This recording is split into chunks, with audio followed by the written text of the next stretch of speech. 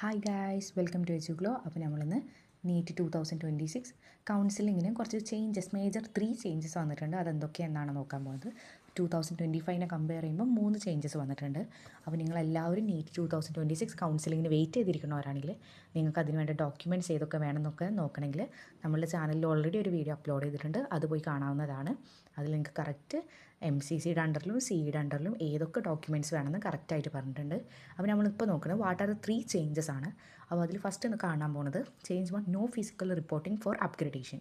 അതെന്താ വെച്ചാൽ 2025 ഇപ്പോൾ എക്സാമ്പിൾ പറയുകയാണെങ്കിൽ നിങ്ങൾ കേരളത്തിലൊരു കുട്ടിയാണെങ്കിൽ ഇപ്പോൾ ഓൾ ഇന്ത്യ അലോട്ട്മെൻറ്റിൻ്റെ കാര്യം പറയുന്നത് CEയുടെ അണ്ടറിൽ ഇതുവരെ ഇങ്ങനെ ഒരു അപ്ഡേഷൻ വന്നിട്ടില്ല, വരുമെന്ന് നമ്മൾ വിചാരിക്കണം. അപ്പോൾ MCCയുടെ ഓൾ ഇന്ത്യ കോട്ടയുടെ കാര്യമാണ് നമ്മൾ പറയുന്നത്. No physical reporting for upgradation.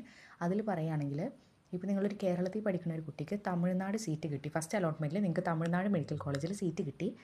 പക്ഷേ നിങ്ങൾ എന്ത് ചെയ്യണം, അലോട്ട്മെൻറ്റ് വന്ന് അവിടെ പോയിട്ട് നിങ്ങളുടെ പേപ്പേഴ്സും സർട്ടിഫിക്കറ്റ്സും ഒക്കെ കൊടുത്തിട്ട് അവിടെ ഒരു അപ്പോയിൻമെൻറ്റ് എടുത്ത് അഡ്മിഷൻ എടുത്ത് കഴിഞ്ഞിട്ട് നിങ്ങൾക്ക് ആ കോളേജിൽ കയറണം താല്പര്യമില്ല.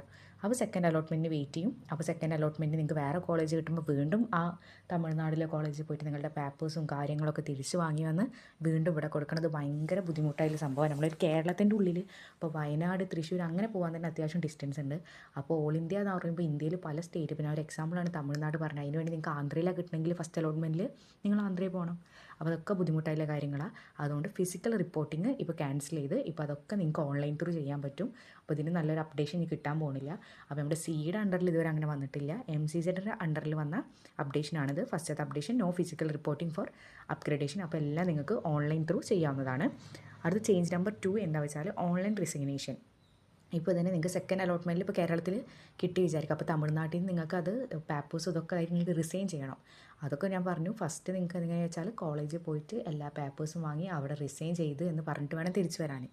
പക്ഷേ ഈ ഒരു ഇയർ മുതൽ 2026 മുതൽ നിങ്ങൾ എന്ത് ചെയ്യേണ്ട, ഡയറക്റ്റ് കോളേജിലേക്ക് പോകണം. നിങ്ങൾക്ക് അതൊക്കെ ഓൺലൈൻ വഴി പേപ്പേഴ്സൊക്കെ ചെയ്യാവുന്നതാണ്.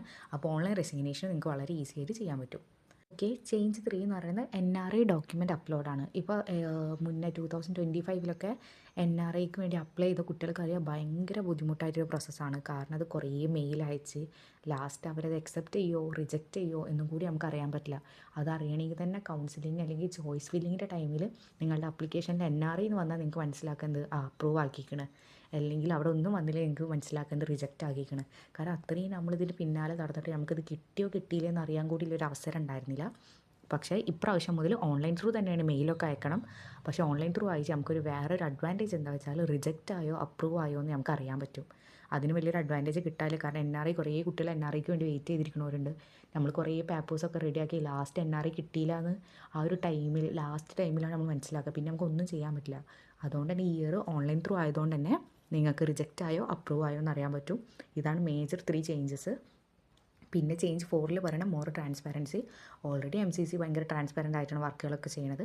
അത് ഇത്രയും കൂടി അവർ മോർ ട്രാൻസ്പാരൻസി എന്നാണ് പറയുന്നത്. പിന്നെ ചേഞ്ച് 5 ഡിജിറ്റൽ കൗൺസിലിംഗ് ആണ്. Overall counselling becoming more digital, അഥവാ പേപ്പർ വർക്ക് കുറവാണ്, എല്ലാതും ഓൺലൈൻ പ്രോസസ്സിംഗ് ആണ്. പിന്നെ വെച്ചാൽ എന്താണ് faster workflow, better transparency. അതിൽ മെയിനായിട്ട് പറയാറില്ല, ഇപ്പോൾ കഴിഞ്ഞ ഇയറിലൊക്കെ കൗൺസിലിങ്ങിന് പാർട്ടിസിപ്പേറ്റ് ചെയ്തവർക്കറിയാം ഭയങ്കരമായിട്ട് ഡേറ്റ് ഭയങ്കര എക്സ്റ്റെൻഡ് ചെയ്തിരുന്നു. ഇപ്പോൾ ഫസ്റ്റ് അലോട്ട്മെൻറ്റ് കഴിഞ്ഞ് എത്രയോ എക്സ്റ്റൻഷൻ കഴിഞ്ഞിട്ടിരുന്ന് സെക്കൻഡ് അലോട്ട്മെൻറ്റ്. അപ്പോൾ ഭയങ്കര ടൈം അവിടെ തന്നെ നമുക്ക് നഷ്ടമായിരുന്നു. അപ്പോൾ ഈ ഒരു ഇയർ കൗൺസിലിങ്ങിന് അത്രയും ടൈം എടുക്കില്ല എന്നാണ് MCC പറഞ്ഞ നോട്ടിഫിക്കേഷൻ ഉള്ളത്. അപ്പോൾ അതൊക്കെ നമുക്ക് നോക്കാം. അപ്പോൾ നിങ്ങൾ നമ്മുടെ ചാനൽ ആദ്യമായിട്ടാണ് കാണണമെങ്കിൽ ചാനൽ സബ്സ്ക്രൈബ് ചെയ്യുക. MCCയുടെ CEയുടെ അണ്ടറിൽ നീറ്റിൻ്റെ LBS ഏതിൻ്റെ അണ്ടറിൽ വരുന്ന എല്ലാ അപ്ഡേഷൻസും നമ്മുടെ ചാനലിൽ അപ്ഡേറ്റ് ചെയ്യുന്നതാണ്. നിങ്ങൾ സബ്സ്ക്രൈബ് ചെയ്തിട്ടോ എല്ലാവരും നിങ്ങളുടെ നോട്ടിഫിക്കേഷനിൽ വരും. നമ്മൾ ഓൾറെഡി ഡോക്യുമെൻറ്റ്സിൻ്റെ കാര്യങ്ങൾ അപ്ലോഡ് ചെയ്തിട്ടുണ്ട്. നിങ്ങൾ കാണാത്തവരാണെങ്കിൽ ചാനലിൽ പോയിട്ട് കാണുക. ഇനി ബാക്കി കൗൺസിലിങ്ങിൻ്റെ പ്രോസസ്സ്, അലോട്ട്മെൻറ്റ്, എല്ലാ കാര്യങ്ങളും നമ്മൾ വീഡിയോയിൽ ചെയ്യുന്നതാണ്. അപ്പോൾ നിങ്ങൾക്ക് വീഡിയോ ഹെൽപ്ഫുൾ ആയി എന്ന് വിചാരിക്കുന്നു. താങ്ക്